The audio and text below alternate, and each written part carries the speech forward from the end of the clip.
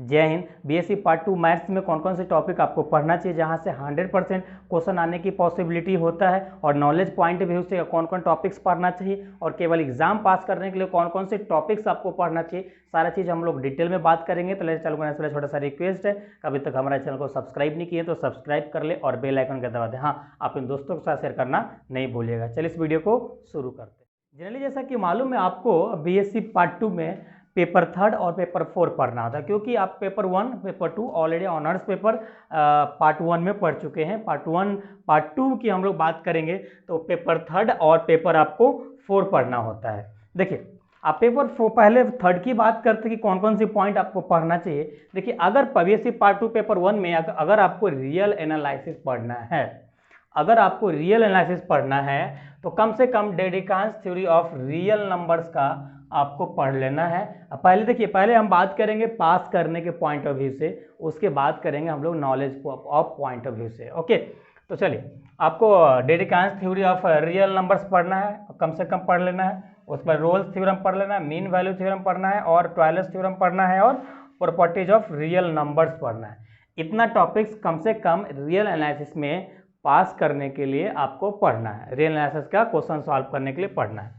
उसके बाद हम लोग बात करते हैं अलजेब्रा, या इसी को हम लोग मॉडर्न अलजेब्रा बोलते हैं, केवल पूर्णिया यूनिवर्सिटी वाले को छोड़कर। पूर्णिया यूनिवर्सिटी वाले को हायर अलजेब्रा का मतलब अलग होता है और बाकी यूनिवर्सिटी वाले को सेम होता है। ओके, तो अगर आपको मॉडर्न अलजेब्रा पढ़ना है तो कम से कम आपको अवेलियन ग्रुप और नॉन अवेलियन ग्रुप पढ़ लेना है। उसके बाद सब ग्रुप, साइक्लिक ग्रुप और लेंग्रांजेस थ्योरम आपको कम से कम पढ़ना है। परमुटेशन ग्रुप और कैलेस थ्योरम पढ़ना है। कर्नल ऑफ ग्रुप होमोमॉर्फिज्म पढ़ना है आपको।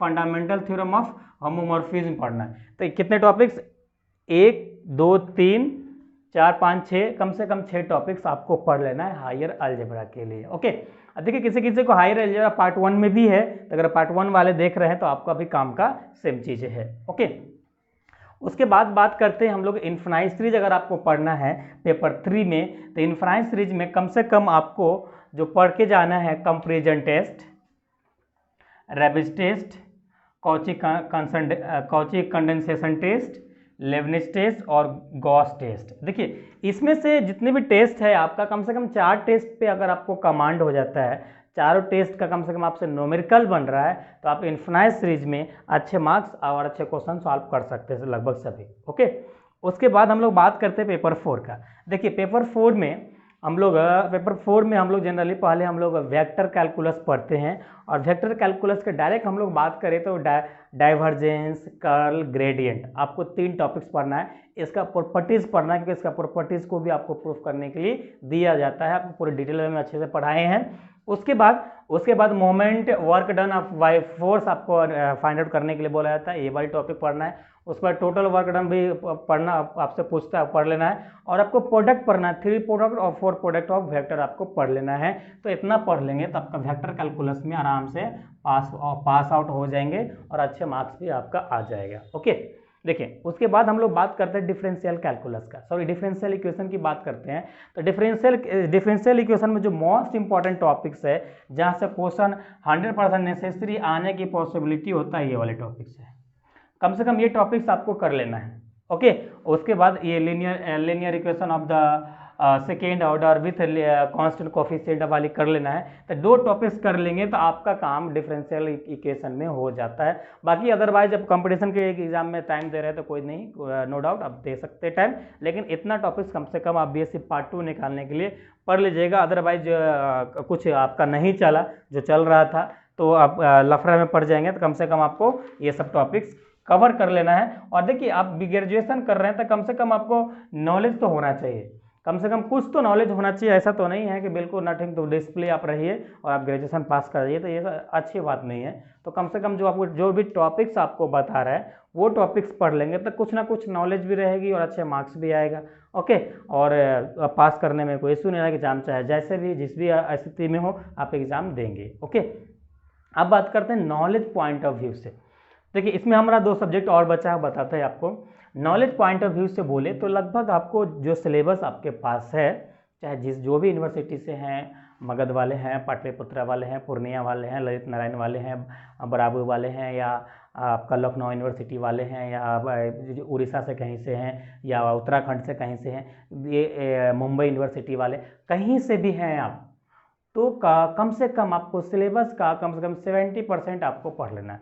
जो आपको सिलेबस दिया गया है आपका यूनिवर्सिटी द्वारा उसको 70% कवर कर लेना है, तो नॉलेज पॉइंट ऑफ व्यू से सफिशिएंट होता है और पास मार्क करने के लिए, अच्छे मार्क्स लाने के लिए भी सफिशिएंट होता है। ये सब जो पॉइंट्स आपको बताए हैं लगभग आपको हम 40-45% टॉपिक्स आपका हम सिलेबस का कवर किए हैं, 40-45% आपका कवर किए हैं, ताकि आप अच्छे से, जो अगर बिल्कुल ही नहीं पढ़ना चाहता है, कोई स्टूडेंट ऐसा भी होता है कि उसे पढ़ना नहीं है, केवल पास करना है कैसे भी, सर हमको एक ऐसा टिप्स दे दो, ऐसा टैबलेट बता दो कि हम खाएं और एग्जाम पास कर जाए, तो वही टैबलेट ये है। ये टॉपिक्स के कर रख लीजिए एडवांस में, आप आराम से पास कर जाएंगे, आप आराम से पास कर जाएंगे। इसमें एक और सब्जेक्ट होता है जो इंजीनियरिंग मैकेनिक्स, सॉरी आपको बीएससी मैकेनिक्स जो पढ़ना होता है, जिसमें आपको स्टैटिक्स पढ़ना होता है और डायनेमिक्स पढ़ना होता है अलग अलग ग्रुप में। तो पहले हम लोग बात करेंगे स्टैटिक्स की।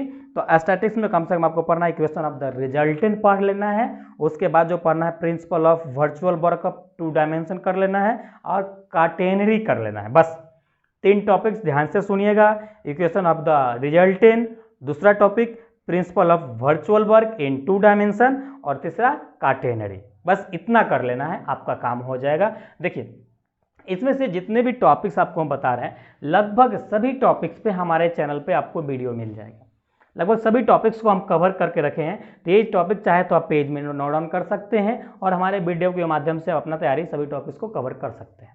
नो डाउट आपको एग्जाम की तैयारी अच्छा हो जाएगा, उसके आपको अच्छे मार्क्स आने में भी कोई इशू आपको नहीं होगा। उसके बाद हम लोग बात करते हैं डायनेमिक्स का। तो डायनेमिक्स में आपको SHM आपको पढ़ना है, मतलब सिंपल हार्मोनिक मोशन पढ़ना है, उसके बाद सिंपल पेंडुलम पढ़ना है, उसके बाद इलास्टिक पढ़ना है, स्ट्रिंग एंड स्प्रिंग पढ़ना है, उसके बाद differential equation of the central orbit in polar form आपको कम से कम इतना पढ़ लेना है।